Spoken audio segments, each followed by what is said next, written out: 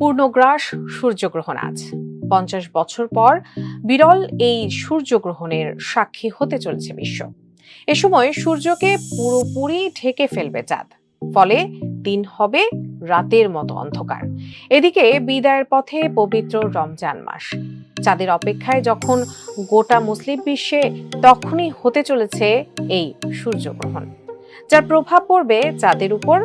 তবে কি সূর্যগ্রহণের কারণে বদলে যেতে পারে ঈদের সম্ভাব্য তারিখ? জানাচ্ছেন এসআই রাজ।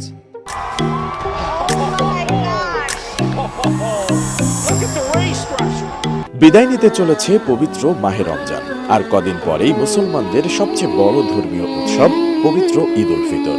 চাঁদ দেখার ওপর নির্ভর করে 10 অথবা 11 এপ্রিল হবে ঈদ উল ফিতর।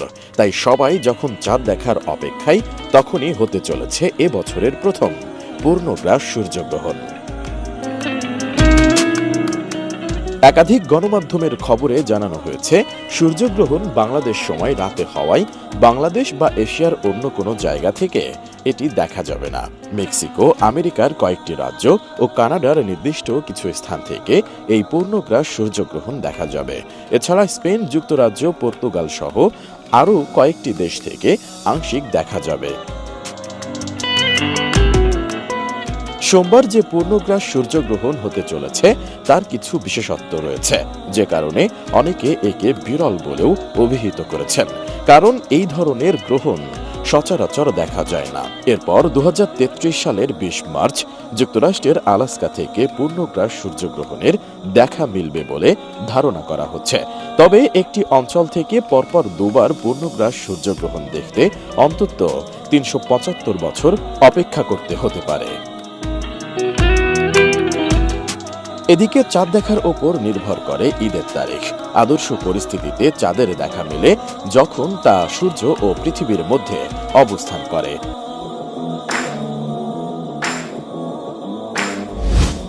তবে এবার সূর্যগ্রহণের কারণে ঈদের তারিখ কি বদলে যেতে পারে? হিজরি ক্যালেন্ডার অনুযায়ী সুবে সাদিক থেকে সূর্যাস্ত পর্যন্ত রমজান মাসে রোজা পালন করেন মুসলমানরা। এটিও চাঁদ দেখার ওপর নির্ভর করে।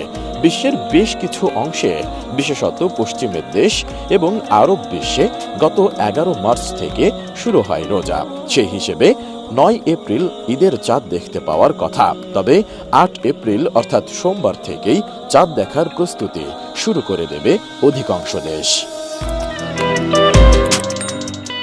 অন্যদিকে সোমবার যে সময় পূর্ণগ্রাস সূর্যগ্রহণ হবে, সেই সময়টাতেই নতুন চাঁদের দেখা মেলে আকাশে।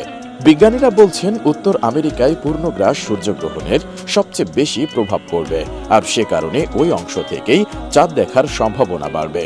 খালি চোখেই মুসলমানরা পবিত্র ঈদের চাঁদ দেখে থাকেন, কিন্তু পূর্ণগ্রাস সূর্যগ্রহণের সময় আকাশে খালি চোখে তাকানোই নিষেধাজ্ঞা জারি করা হয়েছে। ফলে সে সময় নতুন চাঁদের দেখা মিললেও রমজান শেষ করতে পারবেন না মুসলমানরা।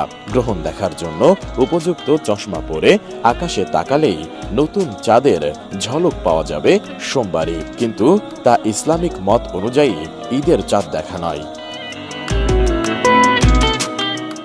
ধারণা করা হচ্ছে, পূর্ণগ্রাস সূর্যগ্রহণের জেরে ঈদের চাঁদ দেখার সময়ের হেরফের হবে। খালি চোখে চাঁদ দেখার জন্য মুসলমানদের মঙ্গলবার অর্থাৎ 9 এপ্রিল পর্যন্ত অপেক্ষা করতে হবে।